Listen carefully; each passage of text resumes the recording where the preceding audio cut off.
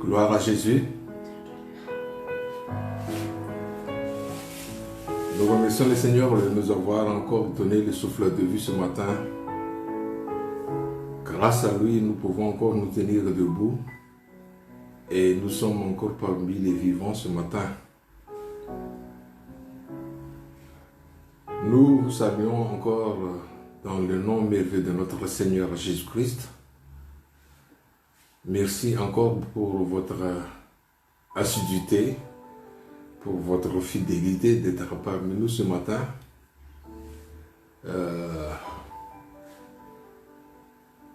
Nous savons que vous faites beaucoup d'efforts et vous dépensez aussi de l'argent pour avoir des gigas, comme on dit, c'est pour pouvoir vous connecter à l'Internet.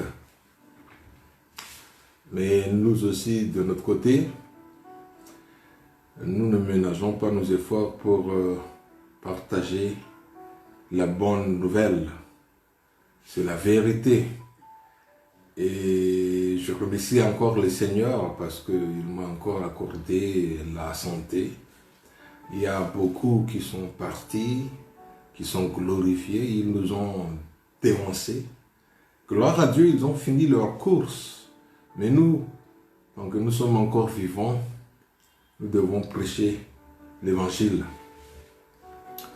Vous savez, en ce temps, il y a beaucoup de choses qui peuvent nous dévier de notre direction, notre bonne direction, je veux dire. Mais quoi qu'il en soit, frères et sœurs, il y a trois sortes seulement de choses. Soit la terre existait depuis, soit elle était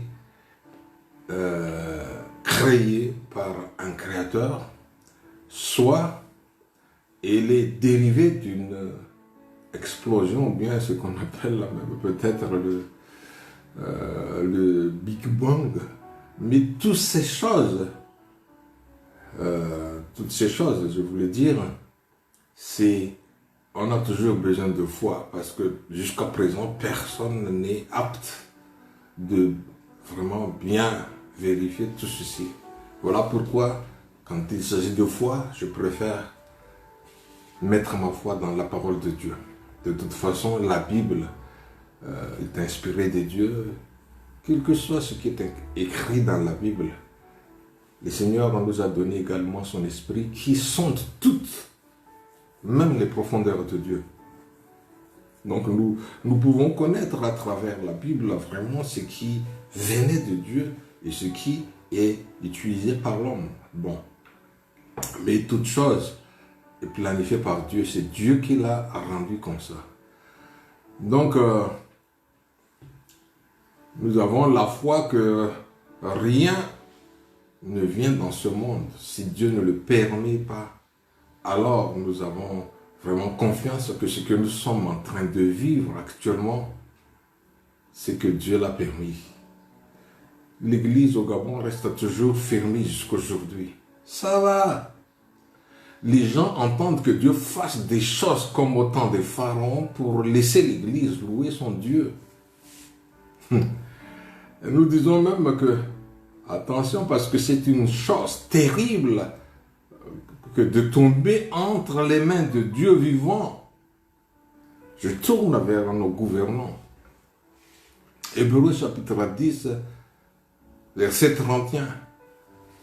Bon, les gens jouent avec Dieu, mais c'est une chose terrible de tomber entre les mains de Dieu vivant. Si Dieu envoie le châtiment ou bien quelque chose comme ça, la colère de Dieu, c'est grave. Mais nous sommes confiants. Vous savez, peuple de Dieu, comme il est écrit dans Romains 8,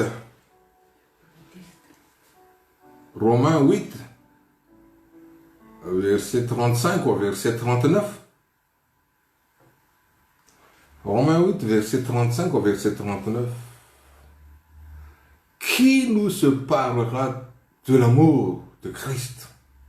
Sera-ce la tribulation, ou l'angoisse, ou la persécution, ou la faim, ou la nudité, ou le péril, ou l'épée, selon qu'il est écrit, c'est à cause de toi qu'on nous met à mort tous les jours, qu'on nous regarde comme des brebis destinées à la boucherie. Mais, dans toutes ces choses, nous sommes plus que vainqueurs par celui qui nous a aimés. Car j'ai l'assurance que ni la mort, ni la vie, ni les anges, ni les dominations, ni les choses présentes, ni les choses à venir, ni les puissances, ni la hauteur, ni la profondeur, ni aucune créature ne pourra nous séparer de l'amour de Dieu manifesté en Jésus-Christ, notre Seigneur. Rien ne nous empêche, rien ne nous séparera de Jésus-Christ. Même si les bâtiments sont fermés pour que nous puissions nous rassembler, nous avons toujours notre foi en Dieu. Donc soyez fortifiés, frères et sœurs. Je vous encourage encore d'aller de l'avant, de continuer notre marche.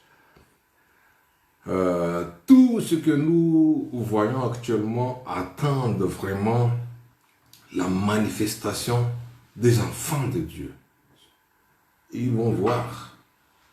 Ok, donc ce matin,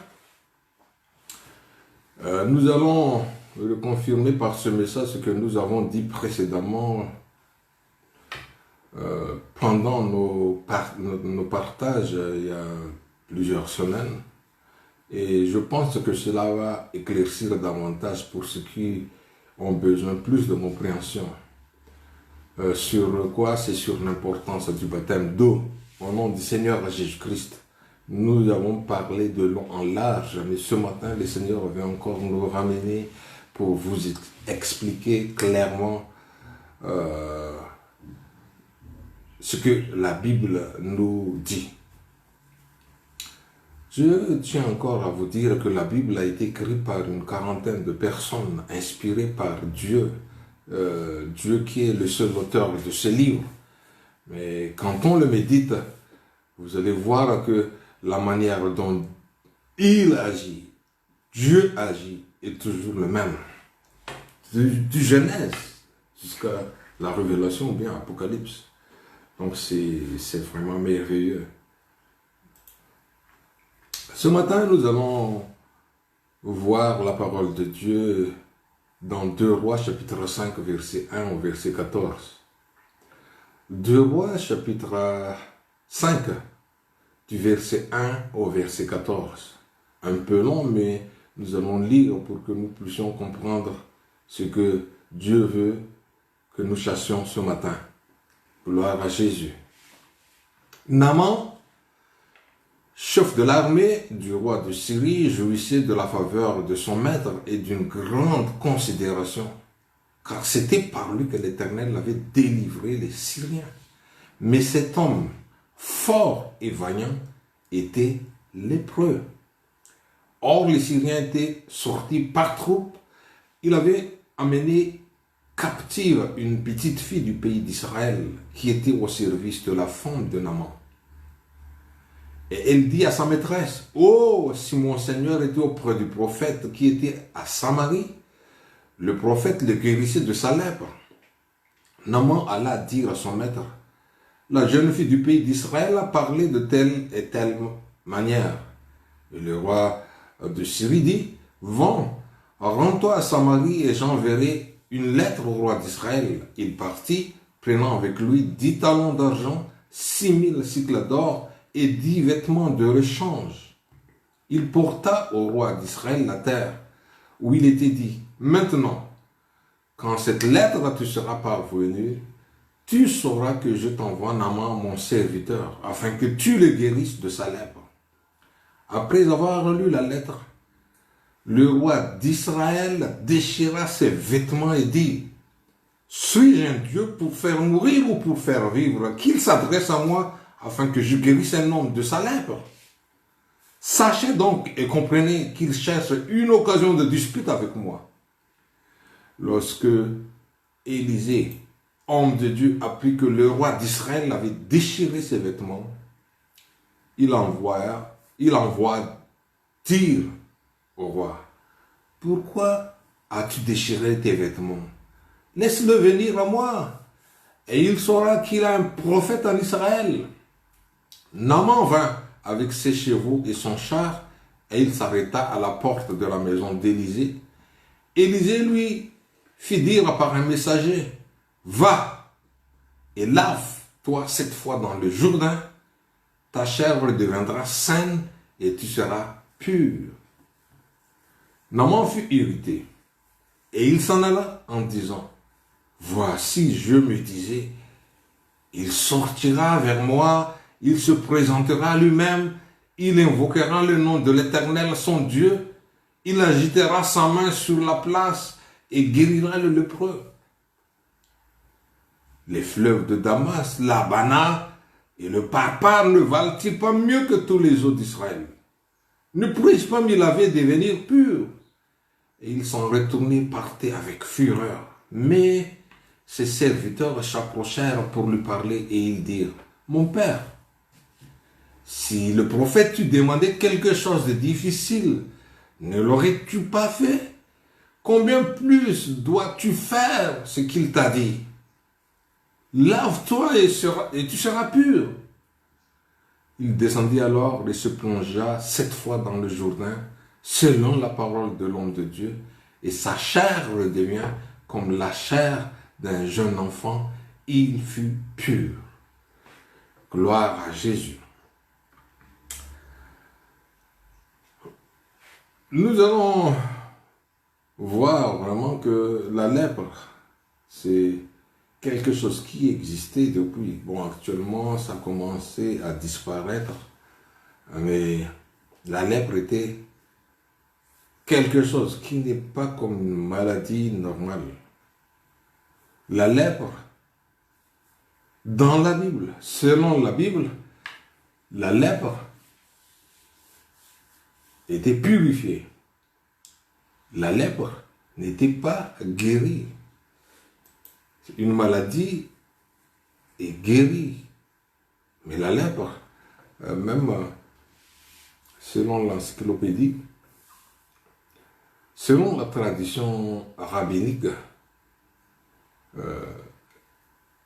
la lèpre ne correspond pas en rien à la pathologie médicale. Ni le nom, ni les symptômes, ni les causes, ni les traitements. Puisque il est explicitement question d'une maladie spirituelle. Voilà pourquoi le traitement était confié aux prêtres et non pas aux médecins dans la Bible. La lèpre apparaît d'abord comme une plaie, puis la peau devient engourdie et épaisse. Après, c'est squameuse, il y a des squames. Donc la chair pourrit et elle produit une odeur. Les doigts, les orteils sont absorbés et tombent. Alors, vraiment, on dirait, ça fait peur même les gens dans l'Antiquité. Et ça fait peur même actuellement parce qu'on devrait mettre à part les gens qui sont lépreux. Ils ne doivent pas se contaminer avec les gens qui sont saints.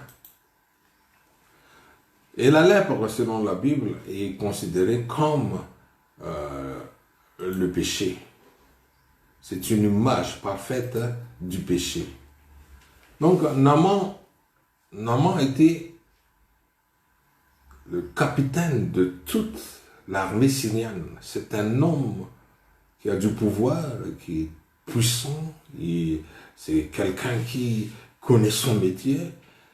C'est lui qui a fait gagner même les Syriens dans les batailles. Mais cet homme fort, dit la Bible, il était lépreux. La lèpre signifie une impureté. Et je l'ai dit comme au début que c'est une sorte différente d'une maladie ordinaire. Et la lèpre représente le péché. Dieu a planifié toutes choses, que ce soit dans ma vie, que ce soit dans votre vie, que ce soit dans la vie de Naaman. Dieu a déjà planifié la purification de Naaman. Plus précisément, ce n'est pas sa guérison, mais c'est sa purification. Je tiens vraiment à répéter correctement ce mot. C'est parce que ce n'est pas une maladie comme toute maladie, mais la lèpre, c'est une maladie spirituelle et on a besoin de le purifier. Naaman avait une jeune fille. Cette jeune fille israélienne, c'est la servante de sa femme. Donc cette fille israélienne informait Naaman qu'il y a un homme de Dieu qui pourrait apporter la purification à Naaman. Et nous voyons l'histoire, comme j'ai dit, que rien n'est venu au hasard, tout est planifié par Dieu. Combien de fois j'ai réalisé dans ma vie que Dieu a planifié toutes choses pour que nous puissions savoir qu'il est vivant. Donc, ici, un héros militaire, un célèbre, vraiment militaire, il est parti en Israël et il s'attendait que l'homme de Dieu va lui dire que l'homme de Dieu lui salue personnellement et fasse quelque chose de grand et de glorieux. Mais puisque la lèpre représente le péché, il n'y a rien de glorieux à faire avec Naaman. Il doit se tenir comme tout pécheur. Peu importe ce qu'il pensait. Vous savez, avec Dieu, Dieu traite les hommes sur le même pied d'égalité. Il n'y a ni pauvre ni riche. Il n'y a pas de nationalité avec Dieu qu'on traite les gens comme ceci et les autres comme ça. Non. Devant Dieu, nous sommes sur le même pied d'égalité. Les pécheurs sont des pécheurs devant Dieu. Et les pécheurs, chacun de nous, ont besoin d'être purifiés. Nous, ce que nous avons besoin, c'est la pureté. Donc, l'homme de Dieu a dit seulement à Naaman, va et lave-toi 7 fois dans le Jourdain. Plonge-toi 7 fois dans le Jourdain et ta chair deviendra pure. Nous allons voir un peu ce que dit l'Ancien Testament sur ça. Bien sûr, c'est l'histoire dans l'Ancien Testament, mais on va lire Lévitique chapitre 14, verset 1 au verset 8. Lévitique chapitre 14, verset 1 au verset 8. L'Éternel parla à Moïse et dit, voici quelle sera la loi sur les lépreux pour le jour de sa purification. On l'amènera devant le sacrificateur. Le sacrificateur sortira du camp et il examinera les lépreux. Et si le lépreux est guéri de la plaie de la lèpre, le sacrificateur ordonnera que l'on prenne pour celui qui doit être purifié 2 oiseaux vivants et purs, du bois de cèdre, du cramoisi et de l'hysope. Le sacrificateur ordonnera qu'on égorgera l'un des oiseaux sur un vase de terre, sur de l'eau vive. Il prendra l'oiseau vivant, le bois de cèdre, le cramoisi et de l'hysope, et il les trempera avec l'oiseau vivant dans le sang et de l'oiseau égorgé sur l'eau vive. Je répète, il prendra l'oiseau vivant, le bois de cèdre, le cramoisi et l'hysope, et il les trempera avec l'oiseau vivant dans le sang de l'oiseau égorgé sur l'eau vive. Il en fera 7 fois l'aspersion sur celui qui doit être purifié de la lèpre. Puis il le déclarera pur. Il lâchera dans les champs l'oiseau vivant. Celui qui se purifie lavera ses vêtements, rasera tout son poil et se baignera dans l'eau et il sera pur. Ensuite, il pourra entrer dans le camp, mais il restera 7 jours hors de sa tente. Ok. Nous voyons que selon la Bible, donc, la lèpre sera carrément purifiée de la personne qui était touchée par la lèpre par ces méthodes. Il ne pouvait pas s'introduire dans la communauté des enfants d'Israël, même s'il était guéri, jusqu'à ce qu'ils aient vraiment expérimenté ce que c'est la purification, bien le nettoyage. Donc il sera déclaré uniquement pur après cette cérémonie. Il doit être aspergé 7 fois avec de l'eau et le sang d'un oiseau tué. Et toutes ces choses, vous savez déjà combien d'années auparavant, ça nous parle de l'eau du baptême pour la rémission de nos péchés. Voilà pourquoi nous comme c'est primordial, c'est central, c'est le focus même du salut. Voilà pourquoi Pierre, le jour de Pentecôte, a parlé de Acte de 38. Nous connaissons déjà, mais comme il y a encore des gens qui ne veulent pas encore expérimenter ou bien appliquer dans leur vie, c'est très important. Mes frères et sœurs et bien-aimés qui nous écoutez en ce moment. Pierre leur dit, repentez-vous et que chacun de vous soit baptisé au nom de Jésus-Christ pour le pardon de vos péchés et vous recevrez le don du Saint-Esprit.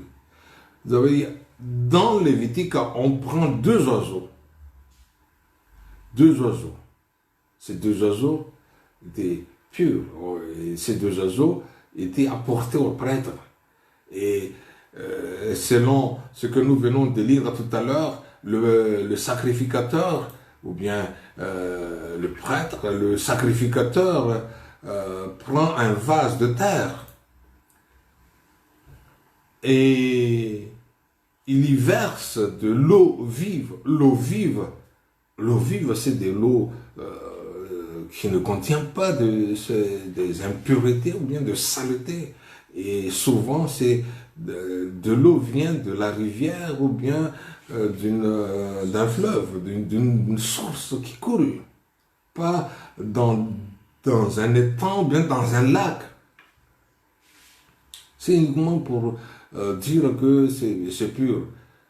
C'est l'eau qu'on utilise, c'est de l'eau vivante. Et la Bible dit que le sacrificateur prend 2 oiseaux. Et il égorge un oiseau dans le vase qui contient de l'eau vivante. Et il prend maintenant l'oiseau vivant avec du cèdre, du cramoisi et de l'hysope et il plonge dans l'eau qui contient le sang de l'autre oiseau tué. Et cette poignée d'hysope, de cèdre et de cramoisi trempée dans l'eau, c'est utilisé pour asperger cette fois sur les lépreux. Et l'oiseau vivant ensuite était libéré. Ça c'est, vous voyez cette image. Cela ressemble à une ombre parfaite, du baptême d'eau dans Romains 6, verset 3. Romains 6, verset 3, nous en avons parlé plusieurs fois également. Ne savez-vous pas que nous tous qui avons été baptisés en Jésus-Christ, nous avons été baptisés en sa mort. L'oiseau vivant qu'on a égorgé, c'est Jésus-Christ. Son sang a été versé. Parce que le sang de l'oiseau mort a été versé dans l'eau, dans le vase de terre. Et l'oiseau vivant a été plongé dans cette eau et après s'est libéré. Gloire à Jésus. Je tiens encore à rester un peu plus clair. On utilise du cèdre, du cramoisi et de l'hysope. Le cèdre et l'hysope, c'est quoi? Ça signifie uniquement du plus grand au plus petit. Du plus grand au plus petit. 1 Roi, chapitre 4, verset 33, nous dit ceci. 1 Roi, chapitre 4, verset 33. Il a parlé sur les arbres depuis le cèdre du Liban jusqu'à l'hysope qui sort de la muraille. Il a aussi parlé sur les animaux, sur les oiseaux, sur les reptiles et sur les poissons. On parle de Dieu. Cramoisi signifie seulement le sang. C'est rouge, écarlate. Et 7 fois, le chiffre 7 signifie la perfection. C'est parfait. Donc nous voyons une purification parfaite par le sang de Jésus-Christ dans le baptême d'eau. Et ce qui, je tiens déjà, les gens n'aiment pas ce nom. Le diable n'aime pas que vous aimez ce nom. Il va vous dire que Jésus c'est un mythe et c'est malheureux. J'en passe, mais c'est ce nom qui mérite d'être vraiment glorifié, car c'est lui qui a donné sa vie pour que nous puissions avoir une perfection ou bien la purification de nos péchés. Voilà pourquoi, frères et sœurs, beaucoup encore, si vous voulez qu'on continue à lire les paroles bibliques, Acte 22, 16, au temps de Saül qui a persécuté l'Église de Dieu, les chrétiens en son temps, et quand il a vu le Seigneur sur les chemins de Damas, pourquoi me persécutes-tu? Mais qui es-tu, Seigneur? Dit Saül, c'est moi, Jésus-Christ, que tu persécutes. Alors, Ananias l'a dit, et maintenant que tarde, tu lèves-toi, sois baptisé et lavé de tes péchés. C'est la purification du péché, en invoquant le nom du Seigneur lors du baptême. Ok, donc tout cela nous parle que vraiment, ce n'est pas un jeu, le baptême au nom de Jésus-Christ, mais c'est primordial, c'est essentiel, parce que depuis l'Ancien Testament, on nous parle. Et nous savons très bien que l'oiseau, le livre de Lévitique nous parle, on l'a plongé dans l'eau et on l'a libéré. Mais après, on a utilisé l'eau avec du sang, déjà par le sacrificateur pour expier ou bien pour asperger les lépreux. Donc, voilà pourquoi le Seigneur a dit même dans Matthieu, quand il était encore sur la terre, il a parlé dans Matthieu 26, 28. Matthieu 26, 28, car ceci est mon sang, le sang de l'alliance, qui est répandu pour plusieurs pour la rémission des péchés. Frères et sœurs, vous savez que c'est le sang du Seigneur qui nous purifie maintenant de nos péchés. Bon, l'eau du baptême, c'est un symbole seulement, c'est la formule. Et la méthode, c'est au nom du Seigneur Jésus-Christ par immersion.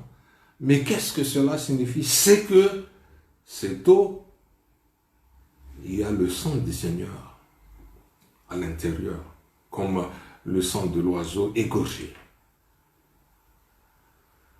Gloire à Jésus. Jean nous a encore parlé. Donc on prend deux témoins, Matthieu et Jean, dans le Nouveau Testament. 1 Jean chapitre 1 verset 7. Mais si nous marchons dans la lumière, comme il est lui-même dans la lumière, nous sommes mutuellement en communion. Et le sang de Jésus, son Fils, nous purifie de tout péché. Alléluia. Le sang de Jésus, c'est le sang qui nous purifie.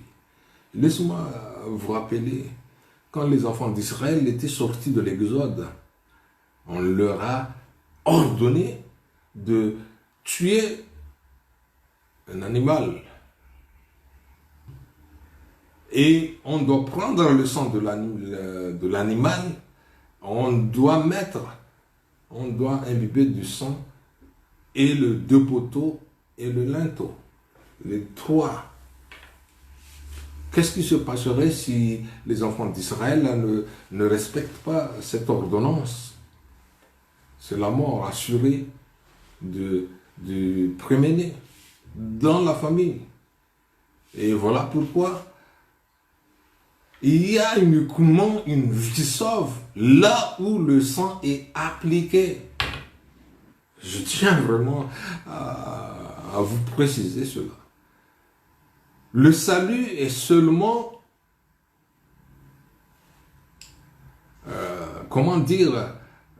le salut est correct et le salut peut nous atteindre là où le sang est appliqué. Donc seulement là où le nom du Seigneur Jésus-Christ ou bien le sang du Seigneur est appliqué. Voilà pourquoi nous acceptons de nous faire baptiser dans le nom de Jésus-Christ. Ok, donc je ne répète plus dans ce que Romain nous parle de cela, nous sommes tous baptisés en Christ, Romains 6. Mais vous savez, le lépreux ici représente toutes les personnes qui sont pécheurs, y compris vous et moi. Mais voilà pourquoi la raison, Jésus-Christ est mort. Parce que nous devons tous mourir, nous, à cause du péché. Le salaire du péché, c'est la mort. Comme nous sommes pécheurs, nous méritons la mort. Mais Hébreu nous a parlé de cela dans Hébreu chapitre 9, verset 27 au verset 28. Verset 27 au verset 28. Et comme il est réservé aux hommes de mourir une seule fois, après quoi vient le jugement. De même, Christ qui s'est offert une seule fois pour porter les péchés de plusieurs, apparaîtra sans péché une seconde fois à ceux qui l'entendent pour le salut. Gloire à Jésus. Nous allons voir le Seigneur. Bientôt nous allons voir le Seigneur. Il apparaîtra sans péché une seconde fois à ceux qui l'entendent pour leur salut, mais nous sommes contraints, parce qu'il nous est réservé de mourir une seule fois. Après quoi? Après la mort, c'est le jugement. C'est bizarre que les gens, quand ils meurent, il y a toutes sortes de rites, de purification, etc. Non, ça n'existe plus. Après la mort, c'est le jugement. Ce que nous devons faire, nous devons le faire pendant que nous sommes encore en vie. Donc nous devons faire tout ce que nous devons faire pour nous préparer à cette apparition de Christ. Parce que en nous, il y a quelque chose d'éternel. Laissez-moi vous dire, en vous, il y a quelque chose d'éternel. C'est votre âme. C'est mon âme. Voilà pourquoi nous devons Nous avons besoin d'être purifiés, d'être lavés de nos péchés. Merci Seigneur pour ce que tu as fait. Gloire à Jésus. Alléluia. Donc le Seigneur est mort une fois parce qu'il nous est réservé de mourir une fois. Il est mort parce que nos péchés nous ont fait mourir. Donc Jésus a payé la peine de nos péchés. Gloire à Jésus, c'est l'amende. Et Jésus a payé l'amende. Il a pris notre pénalité de mort. Le sang et l'eau purifient les lépreux et ceci est représenté par l'amour du Seigneur. Nous voyons dans Jean écrit ça dans Jean 19, verset 34 au verset 35. Jean, chapitre 19, verset 34 au verset 35. Mais un des soldats lui perça le côté avec une lance et aussitôt il sortit du sang et de l'eau.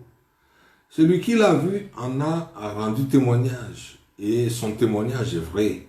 Et il sait qu'il dit vrai afin que vous croyiez aussi. Voilà.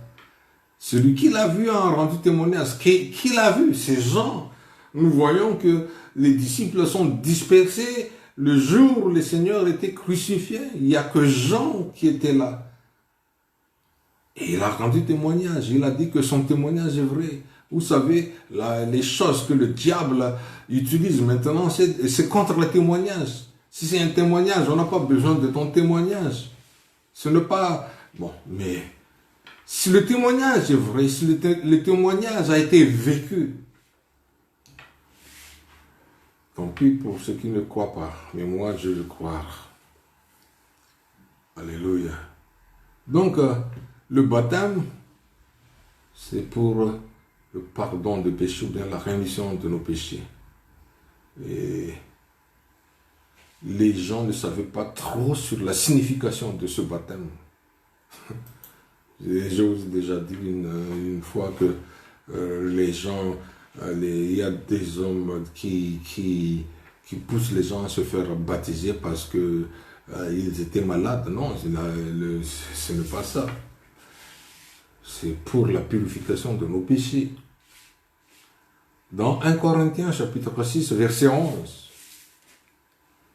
1 Corinthiens chapitre 6, verset 11. Et c'est là ce que vous étiez, quelques-uns de vous, mais vous avez été lavés, mais vous avez été sanctifiés, mais vous avez été justifiés au nom du Seigneur Jésus-Christ, par l'Esprit de notre Dieu. Nous ne sommes pas justes. Il y a une différence entre juste et justifié. La racine du mot justifié, c'est juste, mais la signification, c'est totalement différente. Juste, c'est autre chose. Nous ne sommes pas justes, mais nous sommes rendus justes. Nous sommes justifiés à cause du baptême que nous avons pris au nom du Seigneur, là, Jésus-Christ. Gloire à Jésus. Lavé au nom du Seigneur, c'est le baptême au nom de Jésus-Christ. Gloire à Jésus. Et comme je vous ai dit, on prend dans le Lévitique, le sacrificateur prend de l'eau, imbibé de l'eau où il y a l'eau qui contient le sang de l'oiseau tué, et il va asperger sur le lépreux cette fois. Ça, c'est l'expiation. Expiation en anglais, c'est atonement.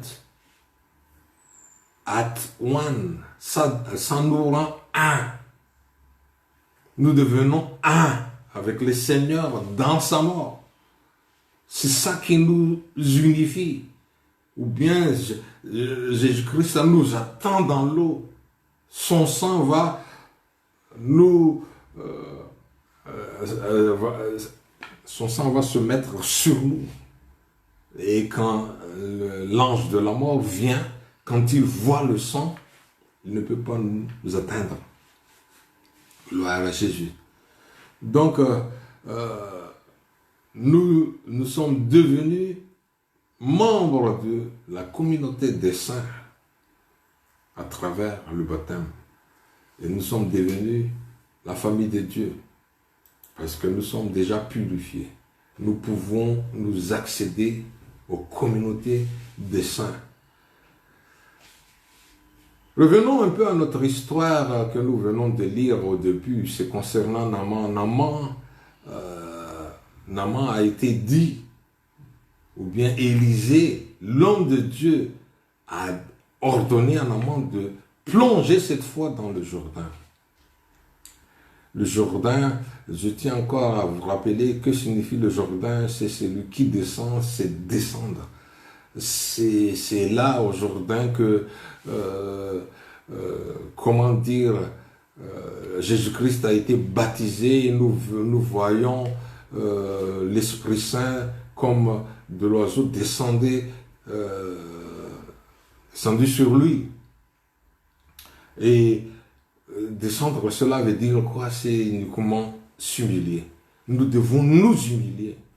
C'est pas facile de croire au baptême au nom du Seigneur Jésus-Christ. Ce n'est pas facile. Je me rappelle encore un jour, presque toute une nuit, j'ai partagé la parole à quelqu'un, mais vraiment, il s'entête et il voulait toujours garder ce qu'il a déjà, ce qu'on l'a fait. Mais ce n'est pas à nous de vous obliger. C'est par la foi en Jésus-Christ. Si vous voulez vraiment avoir la purification de vos péchés, pourquoi tardez-vous à accepter la parole de Dieu? Donc, Naaman attendait vraiment, il aurait aimé vraiment une rite religieux, vraiment qui le rendrait beau encore pour confirmer sa place et son importance en tant que chef militaire de la Syrie. Mais, vous savez, il devait se réaliser que la lèpre, c'est comme le péché. La lèpre a besoin uniquement d'être purifiée. La lèpre est impure. Il n'y a pas vraiment de noble dans la vie de chaque humanité devant Dieu. Nous sommes tous pareils. Et voilà pourquoi le Seigneur nous a écartés. Il y a un mur qui nous sépare de Dieu saint et nous qui sommes pécheurs. Et seul vraiment la mort du Seigneur qui peut nous ramener encore dans la présence de Dieu. Et nous savons très bien que quand Naaman a obéi, qu'est-ce qu'il est devenu? Il est devenu comme, sa peau est devenue comme la peau d'un petit enfant. 2 Rois chapitre 5 verset 14. On va lire 2 Rois 5, 14. Naaman fut irrité et il s'en alla en disant, voici, je me disais, il sortira vers moi, il se présentera lui-même, il invoquera le nom de l'Éternel son Dieu, il agitera sa main sur la place et guérira le lépreux.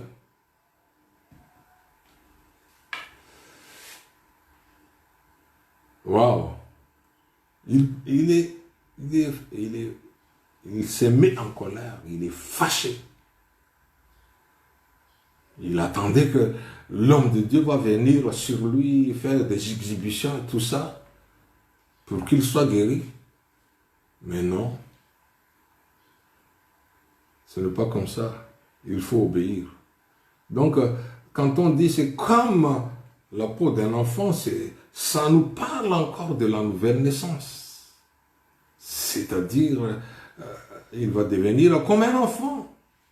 Si nous ne sommes pas devenus comme des enfants, nous n'entrerons jamais dans le royaume de Dieu.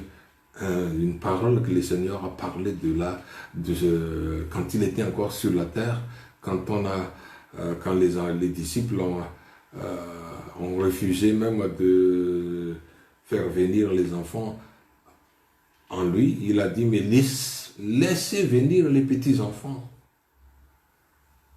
Car le royaume de Dieu est pour ceux qui leur ressemblent. Ça, c'est dans Matthieu. Nous n'avons pas le temps de tout lire, mais vous de vérifier. Donc,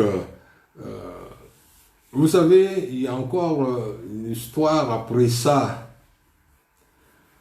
Comme nous venons de lire au début, nous allons continuer dans le 2 Rois chapitre 5, du verset 15 au verset 17. L'histoire continue.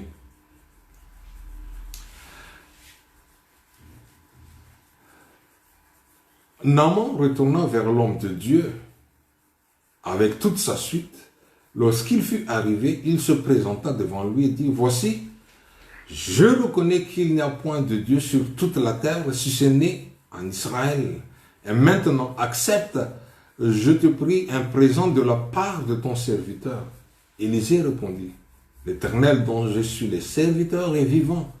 Je n'accepterai pas. » Naaman le pressa d'accepter, mais il refusa. Alors, Naaman dit, « Puisque tu refuses, permets que l'on donne de la terre à ton serviteur une charge de 2 mulets, car ton serviteur ne veut plus offrir à d'autres dieux ni holocauste ni sacrifice. Il n'en offrira qu'à l'Éternel.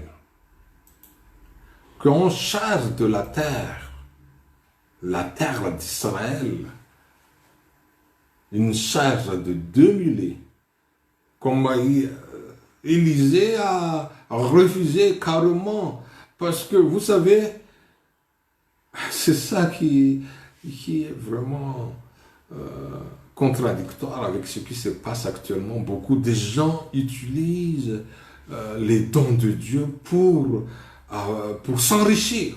Ce n'est pas comme ça. Est-ce que c'est Élisée qui a guéri Naaman? Non, c'est l'Éternel qui l'a rendu pur. Il n'est même pas question de guérison d'une maladie. C'est la purification. Donc, laissez-moi vous dire, vous qui prétendez guérir les malades, ce n'est pas vous qui guérissez les malades. C'est Dieu qui guérit les malades. Mais pourtant, vous demandez de l'argent en guise de l'œuvre de Dieu. Bon, c'est une parenthèse que j'ai ouverte, que je ferme. Vous savez, Élisée ne donne même pas son nom. Même la petite enfant, là, il a dit, il a un homme de Dieu, un prophète de Dieu. Elle n'a pas dit, il y a un homme qui s'appelle Élisée. Non. Mais les gens, actuellement, ce n'est plus le nom de Jésus qui est le plus grand, mais c'est prophète tant, prophète tant. Bon, je ferme la parenthèse. Mais que le Seigneur ouvre l'esprit de ces gens-là, parce que Élisée a refusé ici de prendre quoi que ce soit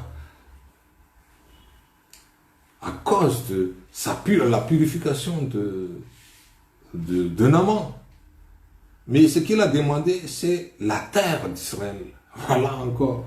Et les gens utilisent maintenant l'huile d'Israël, la terre d'Israël, toutes choses qui venaient d'Israël. Ça, c'est dans l'Ancien Testament, frères et sœurs. Ce n'est plus de notre temps, ça. Mais ça, c'est une signification spirituelle. Quand Naaman a demandé, mais parce que je ne voulais plus offrir des sacrifices à n'importe quel Dieu, mais à cause de cette terre, je veux uniquement offrir sur cette terre les sacrifices pour l'Éternel. L'Éternel, c'est le Dieu d'Israël. Donc Naaman, il est sorti des ténèbres de la Syrie à la lumière des bénédictions d'Israël, des enfants d'Israël. Gloire à Jésus. Je répète encore qu'il y a vraiment une grande différence entre guéri et purifié.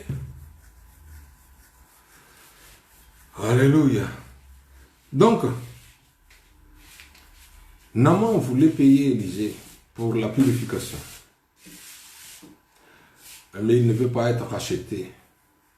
Seule la mort. Voilà pourquoi je ne suis pas là pour critiquer quoi que ce soit, mais même si vous donnez beaucoup d'argent à la mort pour purifier l'âme de quelqu'un qui est mort, vous perdez tout votre argent. C'est comme si vous allez brûler votre argent au feu, ou jeter l'argent aux fenêtres. Seule la mort de Jésus-Christ qui peut nous libérer du péché. Alléluia.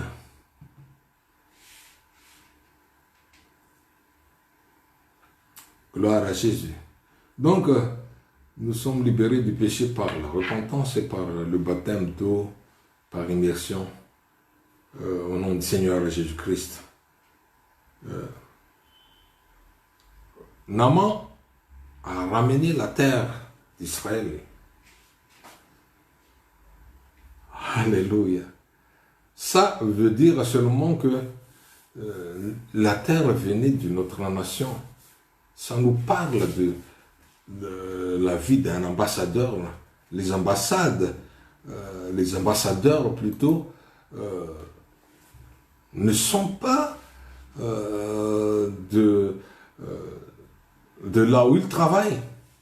Ils ne sont pas nationaux. Ils venaient d'ailleurs. Donc voilà pourquoi quand nous sommes nés de nouveau, nous ne sommes plus de ce monde. Nous sommes des ambassadeurs. Voilà pourquoi Paul a dit, nous sommes des ambassadeurs, nous sommes des lettres vivants, quelque chose qui a été envoyé du ciel, nous sommes célestes, nous sommes plus terrestres. Donc, c'est nous sommes du ciel sur la terre. Gloire à Jésus. Naaman a parlé de deux fleuves, Parpar, Abana, etc. Mais quand on dit le Jourdain sur le Jourdain, gloire à Jésus. Et le Seigneur nous a parlé de cela. Le baptême n'était que quelque chose qui doit être attribué immédiatement après la repentance. Une bonne repentance, je veux dire.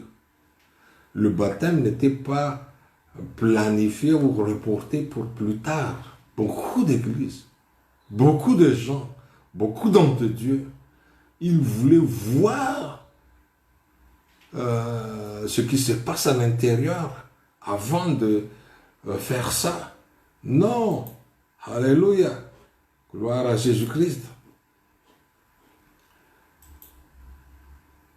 Ce n'est pas quelque chose qu'on fait extérieurement, encore des choses qui se passent intérieurement. Non. Les gens l'ont fait dès qu'ils ont entendu la vérité. J'ai déjà dit la dernière fois, mais je voulais encore répéter. Ça ne nécessite pas des mois, des jours, des mois, des années même. Pour voir que, attendez, il faut qu'on te suive là, il faut que tu sois enseigné d'abord. L'enseignement ne dure pas des mois. L'enseignement, c'est une fois partagé, c'est enseigné. Et si la personne commence maintenant à expérimenter, à appliquer ce qu'il a entendu, la foi vient de ce que l'on entend, et ce que l'on entend vient de la parole de Dieu. Comme le cas des geôliers, comme le cas de l'eunuque éthiopien. Nous allons lire un peu parce que c'est très important ça. Je suis vraiment très, j'ai suivi un homme de Dieu puissamment utilisé par Dieu. J'ai aimé, j'ai lu le livre qu'il a étudié. Je ne veux pas dire son nom, mais ce qui m'a étonné, c'est que il ne baptise une personne qu'après une année. C'est bizarre. Actes chapitre 16, verset 27 à 33. Actes chapitre 16, verset 27 au verset 33. Le geôlier se réveilla et lorsqu'il vit les portes de la prison ouvertes, il tira son épée et allait se tuer, pensant que le prisonnier s'était enfui. Mais Paul cria d'une voix forte, « Ne te fais point de mal, nous sommes tous ici. » Alors le geôlier, ayant demandé de la lumière, entra précipitamment et se jeta tout tremblant aux pieds de Paul et de Silas. Il les fit sortir et dit, Seigneur, que faut-il que je fasse pour être sauvé? Une bonne question qui mérite une bonne réponse. Paul et Silas répondirent, crois au Seigneur, à Jésus, et tu seras sauvé, toi et ta famille. Et ils lui annoncèrent la parole du Seigneur, ainsi que tout ce qui était dans sa maison. Il les prit avec lui à cette heure même de la nuit. Il lava leurs plaies, et aussitôt il fut baptisé, lui et tous les siens. Oui, je me rappelle un jour, ici au Gabon, on a organisé un réveil et il y avait vraiment une grande persécution. Je me rappelle, ce temps-là, les gens voulaient même casser ma voiture. Et il a dit, vous n'allez pas partir d'ici si vous ne montrez pas où dans la Bible qu'on peut baptiser les gens la nuit. Je dis, mais attends, on va vous montrer. Et j'ai pris exactement cette parole. Mais quelqu'un qui prétend être intelligent, ingénieur et qui connaît la Bible, mais qui ne connaît pas que le baptême peut se faire à tout moment quand la personne est décidée de se repentir. Même la nuit. Voilà un exemple, le geôlier, c'est la nuit même. Il n'est pas question qu'il a reporté qu'on entend la lumière du jour ou on entend demain matin. Non, la nuit même, aussitôt il fut baptisé. Lui et tous les siens. C'est-à-dire, c'est sûr et certain qu'ils étaient repentis de leurs péchés. Quand il a vu le miracle de Dieu, il allait se suicider même. Parce que c'est dur pour un geôlier de laisser les prisonniers s'évader, surtout au temps de ces Romains-là. C'est grave. Ok. Nous allons lire également Acte 8, verset 34, verset 38. L'eunuque dit à Philippe, Acte 8, 34 à 38, l'eunuque dit à Philippe, je te prie, de qui le prophète parle-t-il ainsi? Est-ce de lui-même ou de quelqu'un autre? Alors Philippe, ouvrant la bouche et commençant par ce passage, lui annonçant la bonne nouvelle de Jésus. Comme ils continuaient leur chemin, ils rencontrèrent de l'eau. Et l'eunuque dit, voici de l'eau, qu'est-ce qui empêche que je sois baptisé? Philippe dit, si tu crois de tout ton cœur, cela est possible. L'eunuque répondit, je crois que Jésus-Christ est le Fils de Dieu. Il fit arrêter le char. Philippe et l'eunuque descendirent tous deux dans l'eau et Philippe baptisa l'eunuque. Combien de jours? Non, pendant qu'ils continuaient leur chemin. Ils ont vu, et c'est Dieu même qui a planifié toutes choses.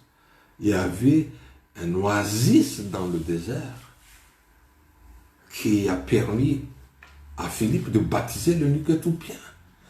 Je reviens un peu sur les geôliers là. Les gens ils te disent ça. Que faut-il que je fasse pour être sauvé? Pour être sauvé, crois au Seigneur, à Jésus, et tu seras sauvé. Croire seulement ne suffit pas parce que le diable aussi croit. Mais vous savez, la prédication de Paul et Silas ne s'arrêtait pas uniquement à ça, même si la Bible ne mentionnait pas. Pourquoi le geôlier a accepté de se faire baptiser si Paul et Silas ne parlaient pas de baptême? Gloire à Jésus. Donc, un bon entendeur, salut. Donc, vous savez, ce n'est pas une démonstration extérieure d'une œuvre intérieure. Il n'y a pas de gens à préparer. Un enfant qui est déjà mûr, qui connaît ses péchés, ne devait pas demander à ses parents, attendez d'abord, je vais demander à papa, à maman si je dois me faire baptiser. Non! Il n'y a pas de foule à préparer. Ce n'est pas une rite religieuse. Désolé. On n'a pas besoin de tonton, de tantine, de maman, de papa, mes frères et sœurs pour assister. Non, l'église est là. Témoin de votre baptême. ça va remettre vos péchés quand vous acceptez. Donc, en résumé, frères et sœurs, nous voyons que déjà, de l'Ancien Testament jusqu'au Nouveau Testament, l'Ancien Testament nous parle uniquement de la signification de ce qui va se réaliser réellement. Et c'est après le départ du Seigneur au ciel. Et il a répandu son esprit pour nous diriger dans la vérité, dans toute la vérité, pour nous enseigner ce que nous devons faire.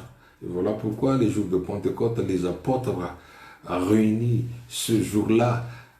Pierre a pris la parole parce que je dis bien que Pierre, ce n'est même pas la mère de Jésus. Les gens révèrent Marie. Mais Marie est qui? Si nous savons très bien que ce qui s'est passé le jour de noces, Jésus a dit même à sa mère, mais qu'y a-t-il entre toi et moi, femme? Il n'a pas dit même que c'est maman. Mais qu'y a-t-il entre toi et moi, femme? Pendant le Cannes, excusez-moi, pendant le jour de noces à Cannes. Il n'y a rien entre Jésus. Marie, c'est un instrument, comme vous et moi. Nous sommes des instruments utilisés par Dieu pour répandre l'évangile. C'est tout comme ça. Marie n'a pas besoin d'être révérée. Parce que ce mari est devenu un Dieu. Il y a plusieurs dieux. Mais pourtant, il n'y a qu'un seul Dieu. Son nom, c'est Jésus-Christ. Donc, acceptez de vous faire baptiser au nom de Jésus-Christ. Mais avant tout cela, repentez-vous. Et vous allez voir, vous allez naître de nouveau comme un amant. Waouh! Sa peau est devenue comme la peau d'un enfant. C'est comme ça avec Dieu. C'est la peau d'un bébé. Et je m'excuse, mais j'ai passé par la chimiothérapie. Mais j'étais complètement transformé. Mais ce n'est pas la chimiothérapie. Mais c'est vraiment l'œuvre de Dieu dans la vie d'une personne. Il va nous faire naître de nouveau pour que nous puissions bon pour le royaume de Dieu, pour le ciel. Gloire à Jésus. Je vous remercie encore pour votre patience et pour votre persévérance pour écouter la parole de Dieu. Que Dieu vous bénisse et merci encore. Alléluia. Et à la prochaine fois, frères et sœurs. Alléluia. Bye bye.